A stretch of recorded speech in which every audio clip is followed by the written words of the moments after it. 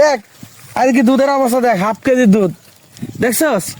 আজ এটির কোনো কিছু আমি ব্যবস্থা করব, তুই কোনো কথা বলবি না, এক চুপ থাকবি। তুই কিন্তু আমার বহুত ব্যবসায়ী লস লাগাইছ, কোনো কথাই কবি না। বোতল ভাই আপনি বাজারে যাবেন পুকুরের দিকে যাইতেছেন কে?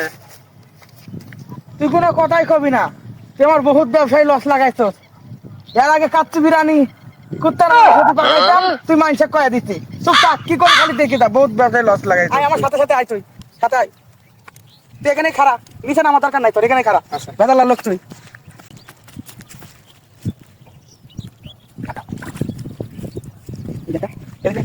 কাম হয়েছে রে, কাজ হবি নি। আয় আয় আয় বস, আজ পরে কাস্টমার পালে ভালো হবে।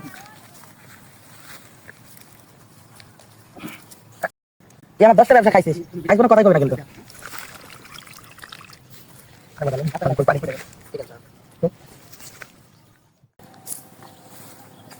কে ভাই, দুধ ভালো আছে?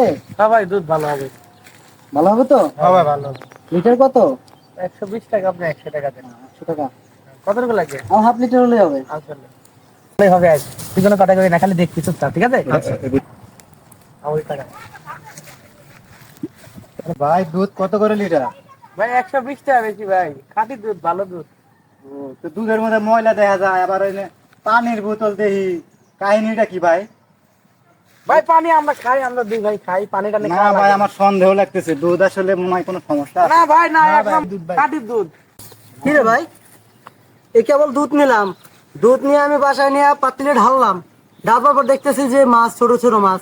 বুঝলাম না বিষয়টা। হয়েছে কি ভাই, ওই গরু মনে হয় এই পুকুর থেকে পানি খেয়ে ফেলাইছে, এই পানির স্বাদ মনে হয় মাছ একটা খাইছে, ওই মনে হয় দুধে গেছে ভাই। দুধ আমাদের খাঁটি দুধ, চিন্তা করেন না।